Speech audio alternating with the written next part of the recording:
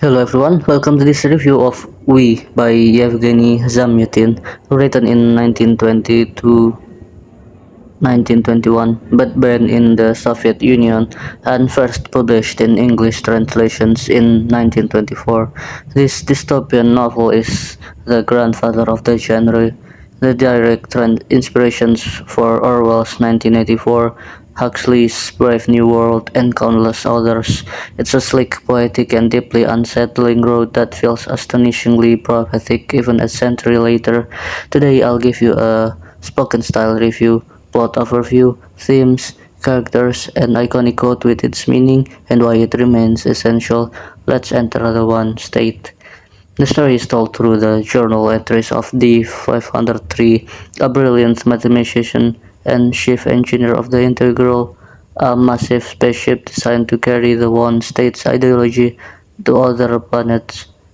The One State is a post-war utopia of glass walls, mathematical precision, and total transparency. Citizens, called numbers, live in identical apartments, march in perfect formation, follow the table of hours that's scheduled every minute of life, and enjoy state sanction with pink tickets. Privacy is a crime. Happiness is enforced by the benefactor on his secret police, the Guardians. At first, the 503 proudly records his orderly existence for the Integral's future readers, but everything changes when he meets I-130, a mysterious woman who awakens forbidden emotions, love, jealousy, imaginations, and throws him into a rebellion against the regime. Zamyatin, a former Bolshevik who grew disillusioned with authoritarianism, wrote We as a warning against any system, left or right, that crushed individuality for the sake of collective perfection. Its fragmented feverish style mirrors the 503's unraveling mind, blending mathematical metaphors, religious imagery, and vivid sensory bursts. The themes are timeless and chilling. Foremost is totalitarianism and the erasure of individuality. The one state demands absolute conformity, turning humans into interchangeable parts of a machine. Transparency versus privacy. Glass walls symbolize the loss of inner life. Everything must be visible, nothing hidden. Reason versus imagination. The regime worships logic and mathematics while fearing art, dreams, and irrationality as diseases. Happiness versus freedom. The novel asks whether enforced bliss is worth the price of soul and choice. Zamyatin critiques both capitalist consumerism and socialist regimentation,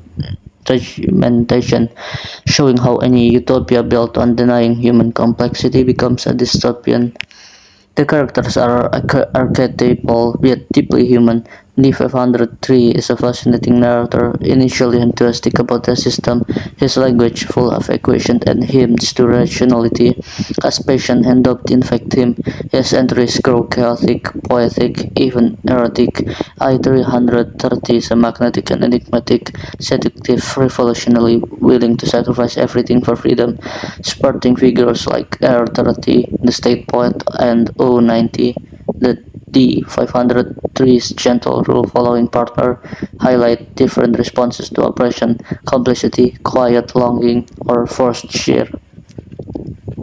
One of the most iconic lines comes early in the novel, when the 503 reflects on the superiority of the one state. We come from the one state. Our happiness is rooted in the fact that we are not individuals but part of the great we. The ancient dream of paradise unity has been realized in our one state. But the true standout quote that captures the novel's essence is There's no final revolution, revolutions are infinite. This line, spoken by I-330, supports the regime's belief in an ultimate perfect order. Its meaning is profound. True human life is dynamic, unpredictable, and endless in its striving. Any system claiming to deliver final happiness or final truth is a lie that stifles the soul. That infinite revolution symbolizes creativity, desire, and the irrational energy that cannot be tamed, whether artistic, romantic, or political. It correlates directly to the central conflict, the one-state fantasy of mathematical closure versus the messy, eternal rebellions of the human spirit. Zamyatin suggests that freedom requires perpetual unrest, while enforced harmony equals death. What makes We extraordinary is its poetic intensity and foresight. It predicted surveillance states, consumer conformity, scheduled leisure, even cosmetic surgery for uniformity, long before they existed. More lyrical than Orwell and less satirical than Huxley, yet it's on almost mystical level, blending ecstasy and terror.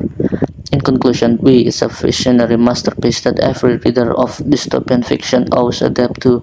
Short, dense, and haunting, it's best in a modern translation like Clarence Brown's or Natasha Randall's for capturing Samyatin's rhythmic prose.